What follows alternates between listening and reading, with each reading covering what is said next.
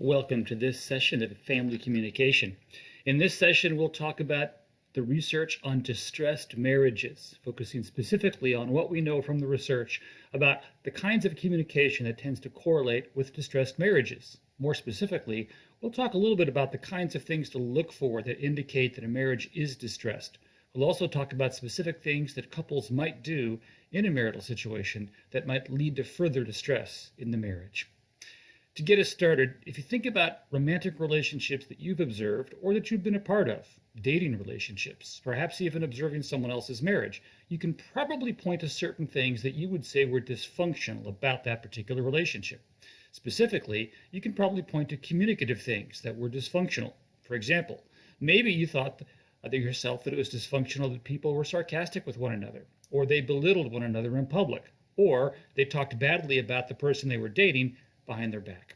Well, these are the kinds of things we have in mind that are communicative, that lead to a distressed kind of marriage. And one of the things that we find in the research is that the negative communication that occurs in a distressed marriage often starts from the intrapersonal assumption that everything would be fine if my spouse would just change. Remember, intrapersonal communication is that communication that occurs inside your head. It's akin to thinking or talking to yourself. And the research suggests that oftentimes we attach blame for whatever's going wrong in the marriage to our spouse. And we therefore assume that if our spouse would simply do things differently, if they would communicate differently or act differently, if they would stop doing this or that, well, then everything would be better. And so the problem is that spouses then begin to see everything in the marriage through this lens of desired change. It's almost as if they talk themselves into this narrative that convinces them that if their spouse would just do something differently, then everything would be fine. Now, of course, this kind of thinking lets the spouse who's thinking this completely off the hook. It ignores the fact that part of the problem might be something that you are doing. And so assuming everything would be fine if your spouse would simply change is not realistic. And frankly, even if your spouse were to change, it might only change half of the problem. The reason for this, of course, is because communication, like any relationship, requires more than one person. And so this kind of a view doesn't account for the interactive or the reciprocal nature of communication. Already in this course, we've seen that communication oftentimes is significantly influenced by reciprocity. When one person does something, someone else does something in response to that. Well, thinking that everything would be fine if your spouse would simply change, or if your spouse would communicate differently, doesn't take that kind of reciprocity into account. One line of research that we need to discuss are the warning signs of a distressed marriage. Since communication is so central to a marital relationship, researchers have been able to identify certain kinds of communicative traits that, when they are present, are very good indicators that an overall marriage is in a state of distress. Researcher Dale McGuinness is probably the foremost person who's looked into this, and he's been able to create a rather specific typology of the kinds of things that couples do communicatively, or don't do communicatively, that correlate with an indication of a distressed marriage. Remember, these kinds of things we're about to talk about might or might not cause a distressed marriage, but they are certainly present in marriages that tend to be distressed. In a sense, it's like saying these are symptoms of a specific malady. So, for example, in McGuinness's research, he finds that couples that no longer laugh together oftentimes are distressed.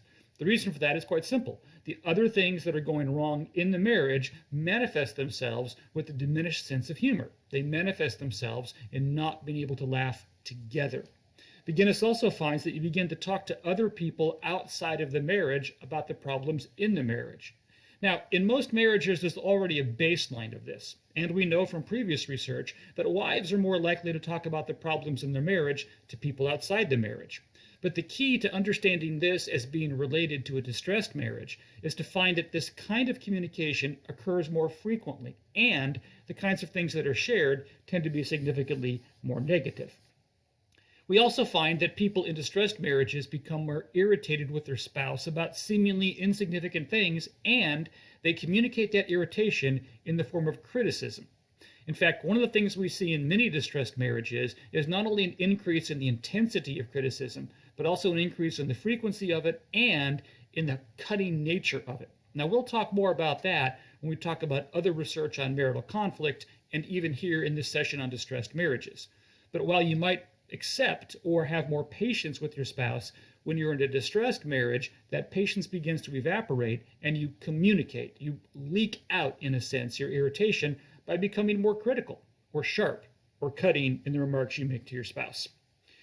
When you think about your spouse intrapersonally, you oftentimes forget about the good times and you tend to dwell on the bad times. You tend to fixate on what's wrong with your spouse or what's wrong with the marriage right now. This in turn leads to an interpersonal kind of a dwelling on those negative aspects of the marriage. Now, once you start to dwell on the negative aspects of the marriage, that then manifests itself interpersonally by things like conflict, or things like criticism, or things like contempt. Specific ideas we'll give more voice to a bit later on. Now, let me stop here for a moment and underline this idea. It's very clear that what's happening in distressed marriages occurs both intrapersonally, inside your head, and interpersonally, meaning specific things you verbalize to your spouse.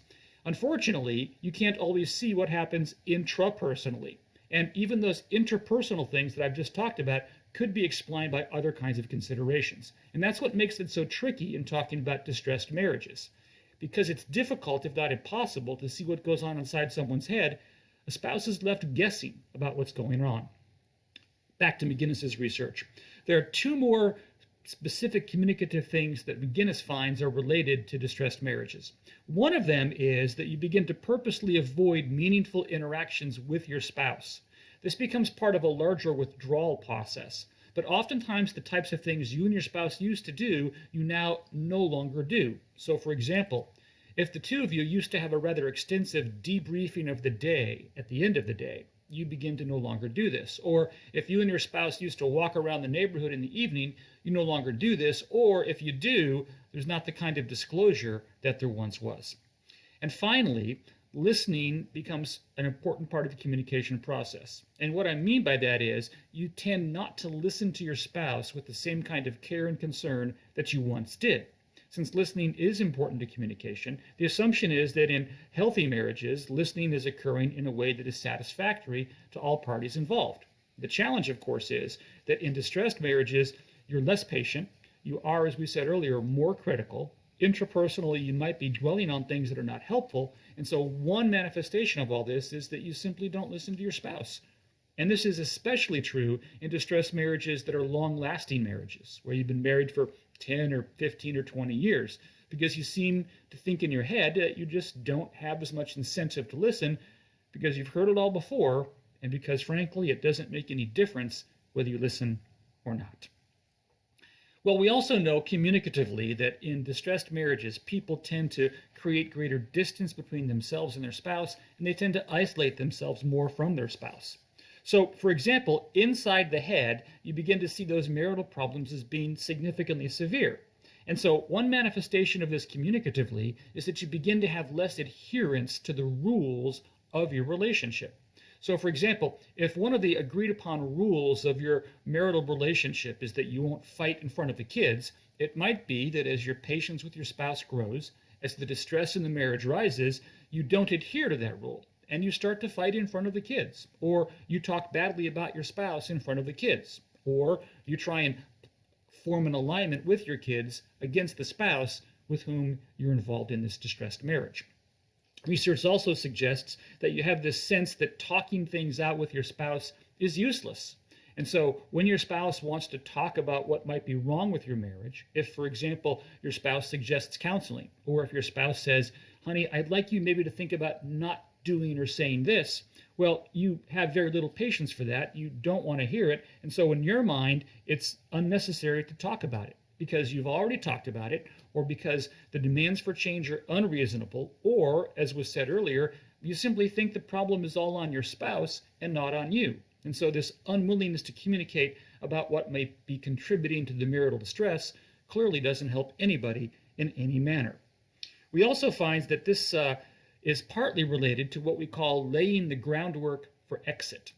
Now, laying the groundwork for exit is this idea that says that ultimately the marriage may end in separation or in divorce, but you begin to lay the groundwork in your own mind for that to happen. The idea of groundwork is you begin to give yourself reasons to account for the ultimate end of the marriage before it actually ends.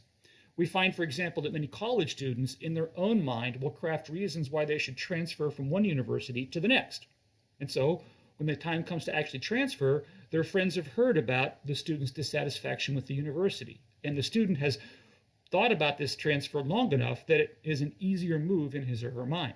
Well, in a similar fashion, in a marital context, if the marriage is distressed, you can keep telling yourself that it's distressed because of your spouse's problems, because of what your spouse does or doesn't do. And this creates a kind of narrative that allows you to share it with others or to dwell on it yourself. So when the time comes for you to suggest divorce or to suggest separation, it becomes easier for you to make that move because you've laid the groundwork, so to speak.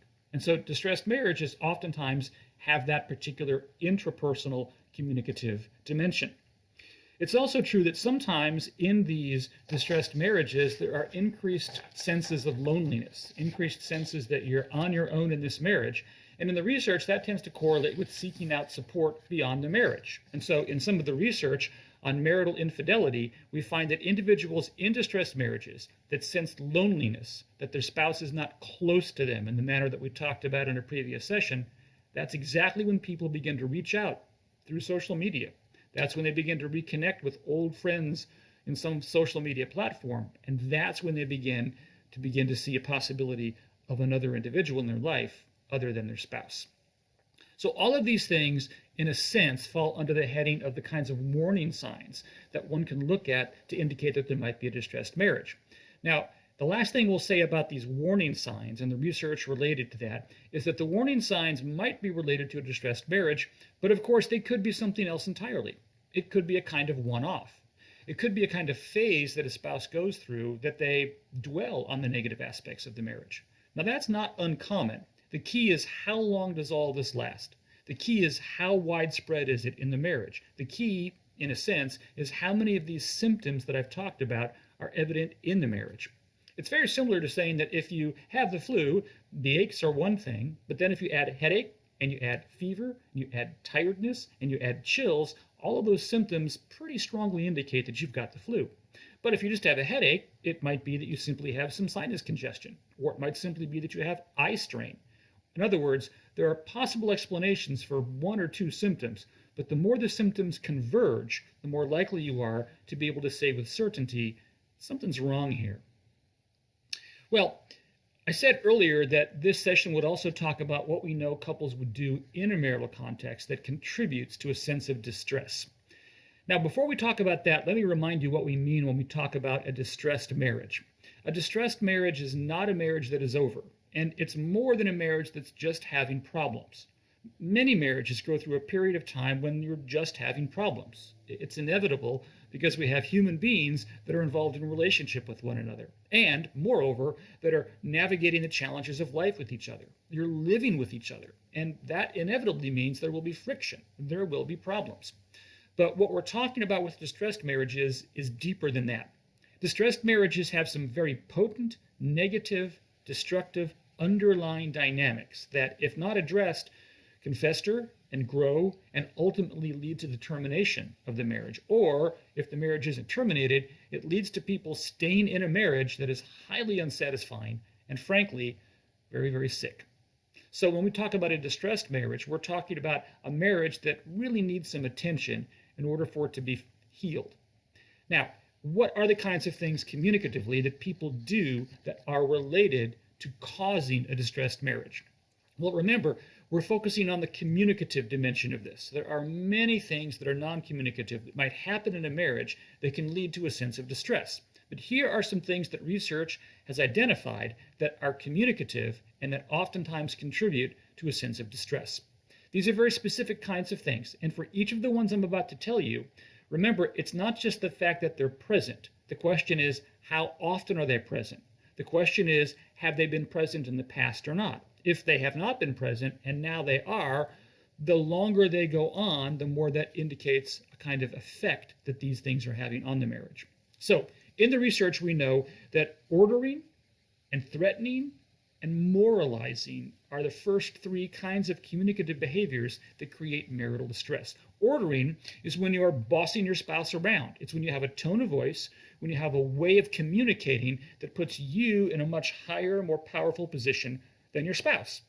Now, again, ordering will occasionally creep into relationships, but if you feel as if you're being ordered around all the time, you feel as if you are the one that always has to do what the spouse says, then you're experiencing this ordering thing. Now, this becomes a contributor to a distressed marriage because the most common response that spouses have to ordering is to be defensive. And we know from a lot of research that defensiveness is not a healthy, productive kind of communicative behavior. So if your spouse is ordering a great deal and you respond with defensiveness, you have a reciprocal kind of a pattern that can create a sense of distress. We also know that threatening becomes a kind of destructive communicative behavior. Now, with threatening, I mean many different things. It can be, at one end of the extreme, a physical kind of threat, and certainly many spouses live in great fear of some kind of physical harm. It's beyond the purview of this particular course to talk about that dimension of a marriage. Suffice it to say that that kind of physical threat is almost always communicated. In fact, some research finds that it hangs in the air as kind of an unstated assumption of what might happen in a marriage. But the research on threatening as a communicative behavior that relates to distress also takes into account, if you will, lower grade forms of threatening. So, for example, threatening to leave the marriage, or threatening to somehow lock yourself in your room and not communicate, or threatening to tell your spouse's parents what the spouse is doing. These kinds of things are very specific varieties of threat. And the problem with threatening is not just that it shows a fundamental disrespect for the person you're married to, it also triggers a response of anger. When people are threatened, they tend to feel insecure. They tend to respond with anger. And in particular, in a marital context, people feel as if that ought to be a safe space. And so any kind of articulated threat oftentimes is met with anger, not just because you don't want the threat to occur, but because you feel as if the very basic nature of the commitment between two people is being violated. And then I mentioned moralizing. Moralizing is a kind of communication where you're exacting judgment on your spouse, where you're saying to your spouse things like, you did that wrong, or you're saying things to your spouse like, no reasonable person would do that. You're making a value judgment about what your spouse has said or done, and you're also implying that you would never do that. And so moralizing, similar to threatening, places you in a superior position. But with moralizing, it's a superior moral position. It's a way of saying, well, I would never do that, or others would never do that, but you did, and so you should feel badly about yourself. Well, clearly, that also shows a rather fundamental disrespect for your spouse. But more than that, it oftentimes triggers a communicative response of resentment. And so when people begin to resent their spouse, either interpersonally or if they communicate that resentment in the form of conflict, that's never a good thing. And so the research suggests that the more moralizing that occurs, the more resentment occurs. These are just the first three of several different kinds of specific destructive communicative behaviors. And again, like we saw a moment ago with the warning signs, the more of these that are present in a marriage, the more likely there is to be distress. And the more likely that none of these or few of these have been present in the marriage, when they are added, that also is a pretty good indicator of a kind of distress. Now let me share four more of the kinds of destructive communicative behaviors that research has identified. There's what's called analyzing, interrogating, lecturing, and ridiculing. Well, analyzing is when you are trying to explain to your spouse why he or she did what they did. Analyzing is when your spouse, for example, drops a plate and shatters it on the kitchen floor. And you explain to your spouse it's okay. You understand that your spouse has been very worried about what's going on at work. Your spouse is very worried about taking care of her mother. But in reality, your spouse is not worried about work. And in reality, she's not worried about her mother.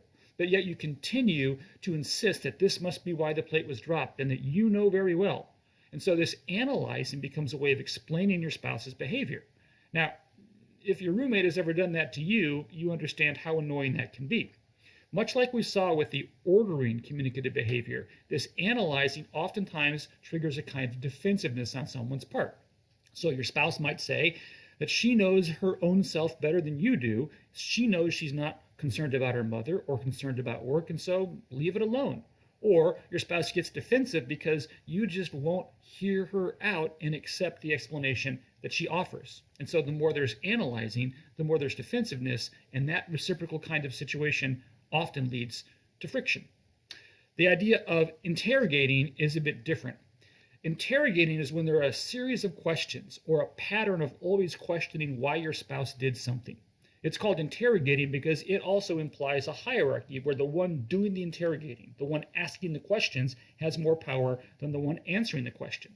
So if you feel like you have to explain every decision you made, if, for example, the wife is typically the one that pays the bills in the house, and if it's her habit of paying the bill as early as possible, and the husband feels as if that's not necessary, he might interrogate her as to why she is paying the bills early. And if she allows the kids to leave the house without a coat on, the husband might interrogate the wife by continuing to question her judgment about letting the kids go out the door. Now, interrogating can be related to moralizing. The difference is that interrogating is very specific. It's specific to the communicative act of asking questions, and in hearing the answers, not being satisfied with the answers you hear. Well, as you might imagine, when you are interrogated, you tend to respond with hostility, and that's what the research shows. In fact, research shows that people tend to have this threshold where they can only put up with so much interrogation, and then beyond that point, they respond with hostility. Critical remarks, anger, conflict, snarky remarks, all kinds of things. And so that becomes a destructive cycle that can lead to a distressed marriage. Lecturing is very similar to the idea of ordering. The difference, of course, with lecturing is that there's a tone of voice that suggests, I'm here and you are there. The lecture has the act of belittling your spouse. It has the act of making the spouse feel stupid or inferior. Lecturing is oftentimes the kind of thing that is done in a very harsh, contempt-filled manner. And so it comes as no surprise that when spouses feel as if they're being lectured to, they respond defensively, and they respond with anger. Now, let me stop for a moment and say this. This is the third time or so we've talked about defensiveness as a response to specific negative communication behaviors. Defensiveness is a very common kind of communication that occurs in many marriages. It's partly driven by people's individual personality, but a lot of research also finds that it becomes a common response to people in a marital context when they are met with the same kind of destructive communication. So in this case, it shouldn't be a surprise that ordering and analyzing and now lecturing all come with defensiveness kinds of responses because people feel as if they're under attack. And then finally, as I said a moment ago, there's ridiculing. And ridiculing is exactly what the word implies. It's demeaning or cutting down your spouse, in particular, in the eyes of other people. And so we find in the research that when you ridicule your spouse in front of others, or when you ridicule your spouse in front of your kids, it tends to lead to a particularly negative kind of communicative impact. And it should come as no surprise that the research finds that when people feel ridiculed, rather than fighting back with defensiveness, for example, they oftentimes withdraw. They oftentimes are so hurt, they just want to remove themselves from the situation. Well, that withdrawal oftentimes translates into other kinds of communicative withdrawal. In fact, we'll talk about some of those here in just a little bit. Well, another dimension of this notion of destructive behaviors has to do with some sex-based differences.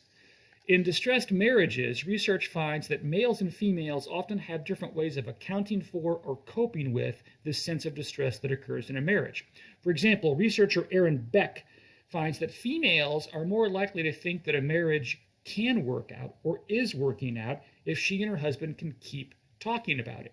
For many females, for wives in this marital context, the belief is that the talk and conversation can ultimately lead to some kind of solution. There's this underlying assumption that if we just talk with each other, there'll be greater understanding, and that will lead to greater agreement, and that will solve whatever it is that is creating this sense of distress. Now, in Beck's research, the exact opposite is true for males. Males are more likely to think that a marriage is not working if you continue to talk about it. In fact, for many husbands, according to Beck's research, the mere returning to talk about the same topic over and over again is evidence that something is not working. And so for males, further conversation does not lead to a solution, but instead only reconfirms what they sense to be true, which is that things are not working out. We also know that in distressed marriages, males and females have different ways of communicating the grievances that occur in that distressed marriage.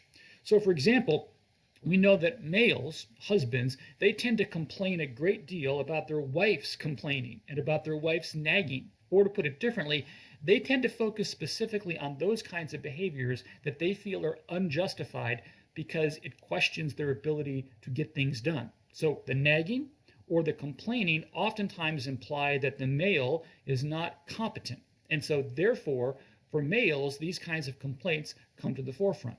For wives, on the other hand, females, they tend to gripe about their husband's emotional withdrawal. So in a distressed marriage, it's quite common, not only for wives, but also for husbands to withdraw from the relationship. Now, for males, that's more likely to be the case. And so this turning inward, this refusal to talk about things, this not wanting to deal with things, oftentimes creates this sense of greater frustration in the wife's eyes. And so we see a very clear sex-based difference with respect to husbands and wives as they navigate these very difficult, distressed marital waters.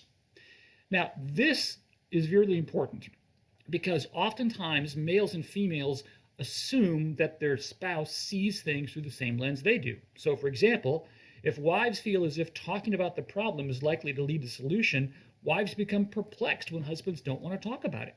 On the other hand, husbands find it mystifying that wives want to keep talking about it. We judge the other sex by our own tendency to view things, and oftentimes that creates a sense of great miscommunication. Now, a more narrow kind of thing that often occurs in distressed marriage is related to jealousy. In fact, jealousy is a significant cause of marital distress. In fact, in some research, up to a third of all marriages will experience some kind of jealousy-based distress. And that number might surprise you. In fact, that number for many people is likely higher with the advent of social media and the opportunity for people to make even more frequent connections with individuals outside of the marriage. Now, the most recent research suggests that that number of 1/3 could be as high as 40 to 50%. But we'll stick with the 1/3 number because that number has been fairly well substantiated in the research. Regardless, jealousy in a marital context almost always reflects people's self-interest. It's not so much that you feel as if you're going to be replaced by the person of whom you're jealous. Instead, you just feel as if that things ought not to be that way. Or to put it differently, you have this interest in wanting to think that you are so wonderful that your spouse would never even think about someone else. And so, therefore, any hint of jealousy becomes magnified. It becomes seen as more of a threat.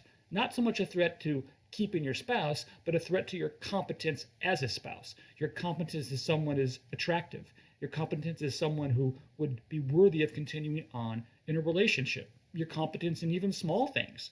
If you're jealous of someone and your spouse makes a comment about how that person is really funny and witty, you hear that as a kind of criticism of your own wittiness or your own humor. And so you perceive a threat there, and so this becomes the kind of thing that festers and is contributing to marital distress. It's not so much that you're worried, at least in that moment, that your spouse is going to leave you for someone who's funnier or wittier, but you hear that as a kind of competence criticism. Now, with respect to this jealousy thing, we know that oftentimes males, compared to females, are more likely to deny feeling jealous.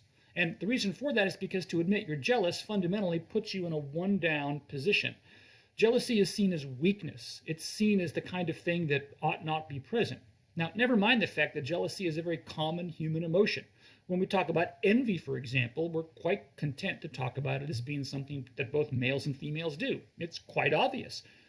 Jealousy, on the other hand, seems to be equated in people's minds with a deficiency of some sort. And so therefore, males, if they are asked if they are jealous, will almost inevitably deny being jealous. The difficulty with that, of course, is that if there really is jealousy in the male's mind or in the male's heart, if he denies it, then that removes any opportunity that he and his spouse have to talk about it or to work on it.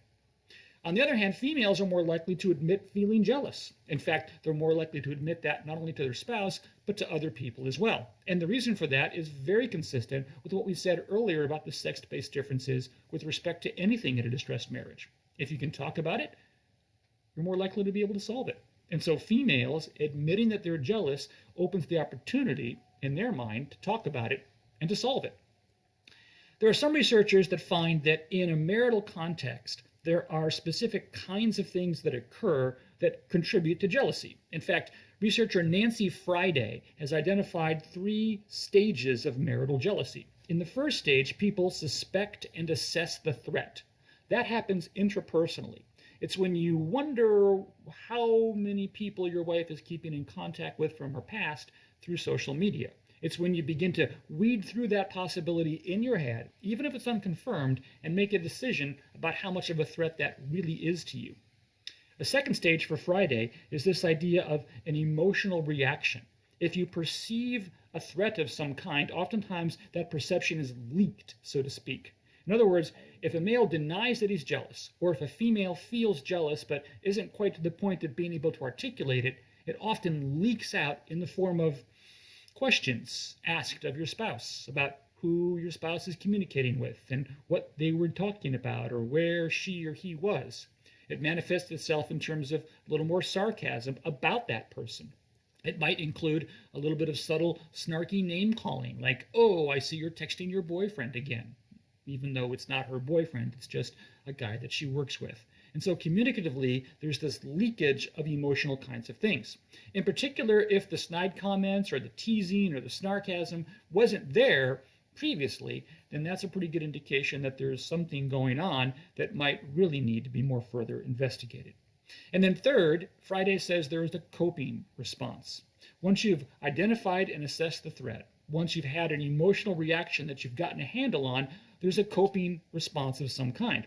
And so the coping responses tend to fall into a couple of categories. So communicatively, you might deny that you're jealous. And so intrapersonally, you tell yourself you're not jealous, or interpersonally, you verbalize to your spouse, no, I'm not jealous. Or it might be that you do, in fact, admit the jealousy and you try and work on it from there. But a more common response is counter-jealousy. Now, counter-jealousy is this idea of trying to do something to kind of get back at the spouse to make them jealous. And it's true that males are more likely to do this than are females, but in some research, 25% or so of marriages that are experiencing jealousy will also experience some kind of counter-jealousy. It's kind of the idea that two wrongs can make a right, which of course is not true. And so sometimes people will non-verbally or verbally do or say something to try and trigger jealousy on the part of your spouse. Now, there are two other dimensions that we need to talk about that are specific to this kind of a thing with respect to distressed marriages. And so we'll talk about them in just a moment.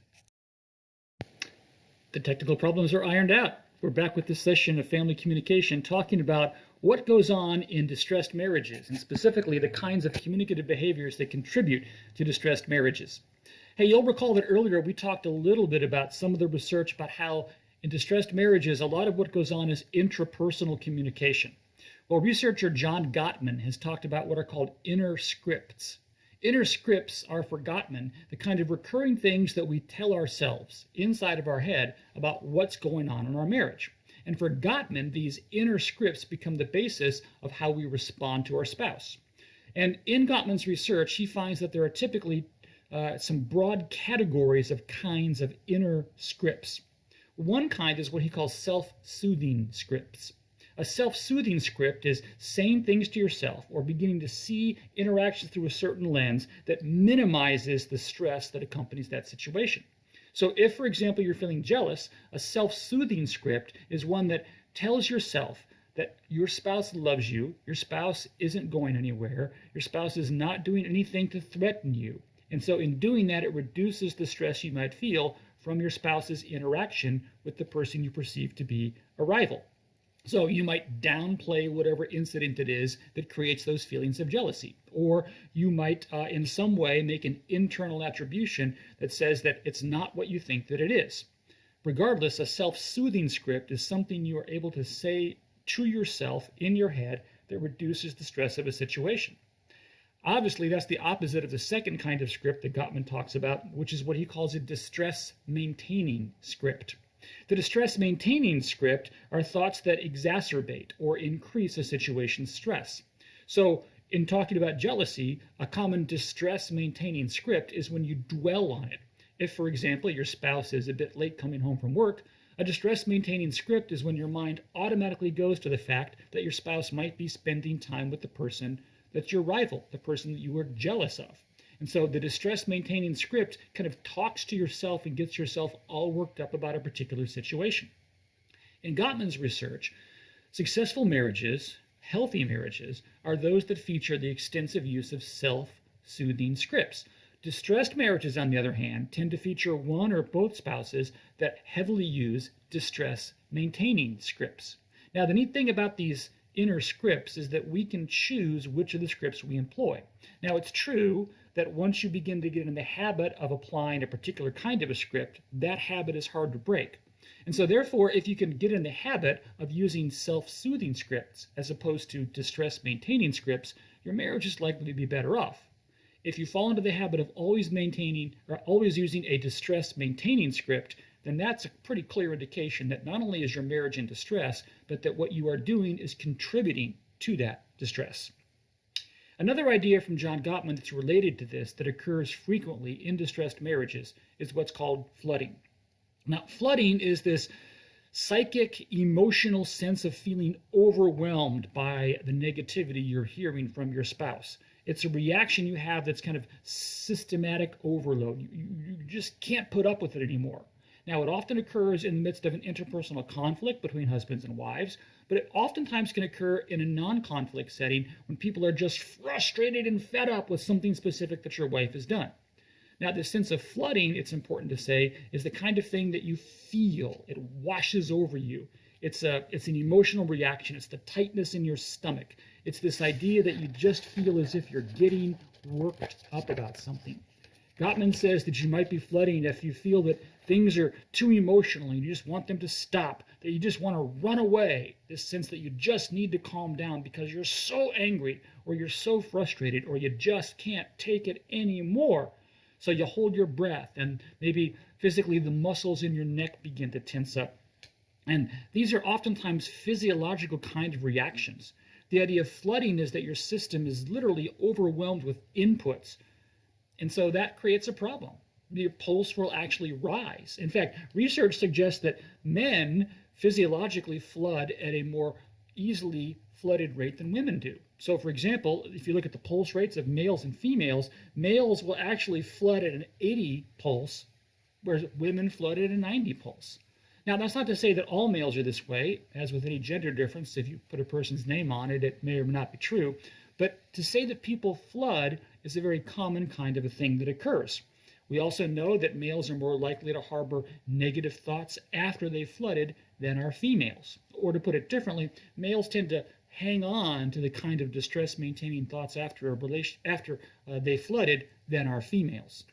This flooding thing becomes really important because chronic flooding, meaning flooding that occurs often in a marriage, begins to change the way you see your spouse. It contributes to a more negative viewpoint of your spouse, which in turn tends to create greater distress in your marriage. Or to put it differently, the more often you feel flooded, the more likely you are to begin to see your wife through a kind of negative lens. And so you begin to react to everything your spouse does with a kind of dread. Ugh, what now?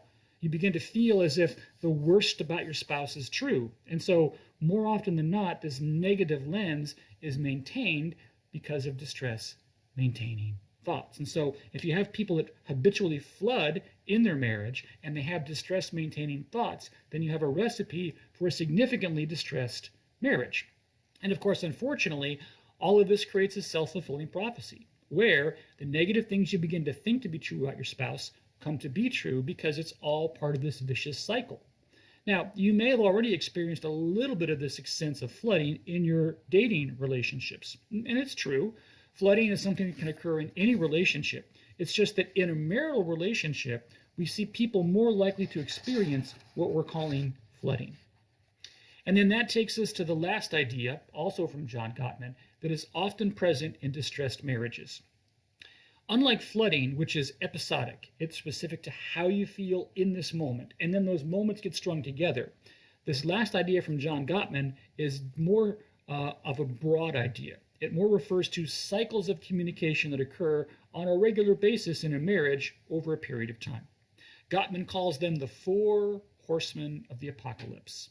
And it is a metaphor related to what's talked about in the book of Revelation, where at the end of time, various individuals make an appearance on the stage that portend something negative that is about to happen. And so for Gottman, there are 4 specific types of negativity that correlate with unstable, distressed marriages. These 4 kinds of negativity are related to each other in that they tend to trigger one another, but when they are present, and present to a significant extent in a marriage, you have a significantly distressed marriage. And in fact, the odds of that marriage ending in divorce are significantly higher. So let's talk about the four horsemen. The first horseman is what Gottman calls criticism. And criticism for Gottman in his research is a reference to attacking someone's personality. It's a reference to blaming them. It's not so much about a specific behavior as much as it is just a global criticism of the spouse as a person. You're worthless. You're just like your mother and she was a regenerate. It's a global kind of a thing rather than, you're so clumsy I can't believe you dropped that dish. Criticism uses words like you should. Criticism links together specific complaints to create this larger picture of someone who lacks sense or who can't be trusted or who is dumb. And so it is accusatory. It oftentimes talks about betrayal of trust, or it's accusing someone of not being a good mother or not being a good wife. It's all incredibly negative. But the idea is that there's a sense of criticism that oftentimes occurs no matter what a spouse does. Now, the second horseman is what Gottman calls defensiveness. Defensiveness oftentimes is triggered by this kind of criticism. So when people feel criticized, they often respond with defensiveness. Now, defensiveness can be a response to criticism, or it can be its own kind of a thing. For Gottman, defensiveness refers to the reactions that we have when we feel victimized, when we feel picked on, when we feel as if we are being unfairly treated. We push back, sometimes with sarcasm, sometimes with criticism of our own, but there's this defensive tone that people have in what they say and in how they say it. It is obvious because people are trying to ward off future attacks and trying to defend themselves from what they perceive to be an unwarranted kind of an attack. All of this is very easy to do because it seems justified. You feel as if you are unfairly picked on or unfairly criticized, and so you push back because you are rankled by the unfairness. And so defensiveness can be manifest by making excuses or by denying responsibility for things. It can be manifest by making assumptions about your spouse's feelings and motives. You can point to another wrong. You can repeat yourself. You can whine. You can do all sorts of things that count as defensiveness. Well, oftentimes when you have this idea of criticism followed by defensiveness, that then leads to this idea of contempt. Now, contempt is this idea that you are insulting people. You're psychologically kind of looking at your spouse in a very downward manner. Or to put it differently, contempt is when you have a loss of respect for someone. Contempt is when you are not recognizing them and valuing them really very much at all. Contempt is the kind of thing that long hatred enemies have for one another. Deep, bitter rivals in sports oftentimes have contempt. We sometimes say that people have contempt for the rules when they just blatantly ignore the rules because they don't respect the rules and don't respect the people who made them. Well, all of that is contempt. And so contempt is manifest communicatively by mocking people, or by using names to refer to people, or by specifically insulting people. Contempt is really negative. Contempt strikes at people's sense of self-worth. Contempt clearly contributes to a sense of negativity and distress in a marriage. And so that third horseman of contempt oftentimes gives rise to what Gottman calls stonewalling, the fourth horseman of the apocalypse. Now, stonewalling is this psychological withdrawal, or sometimes it's even a physical withdrawal. It certainly is a communicative withdrawal. Stonewalling is when you refuse to talk. Now, it can be refusal to talk about the problems. It can be refusal to engage in any kind of meaningful conversation. Think of it as kind of a shutting down of things. It's icy distance. Sometimes it's disapproval. Sometimes it's just a psychological, emotional separation from someone. In fact, we know that males are more likely to be stonewalling than are females, but both sexes do it often enough that it becomes a highly destructive kind of a thing in a marriage. It's highly detrimental because it shuts down communication. Females in particular respond negatively to their husbands that are stonewalling because, as was said earlier, females believe if you can just keep talking, everything will get better. Males, of course, see the continuing to talk as a difficulty. They see it as an indication things are not working out. And so, if things are not working out, it makes it easy for them to stonewall. And so, the stonewalling and the contempt and the defensiveness and the criticism become the four horsemen of the apocalypse. when they are present in a marital relationship, it tends to contribute significantly to the distress in that relationship. Now, throughout the course, I've tried to say to you, this is not a self-help course. It's not a marital counseling course. But clearly the research we've been talking about with respect to distressed marriages implies specific things that you ought to be doing to keep yourself from having a distressed marriage. And most of the research would tell you that if you begin to see these things in a marriage, the sooner and more directly you address them, the better off you're going to be. They're like weeds in a garden. The more they grow and you don't get rid of them, the more likely they are to take over the garden.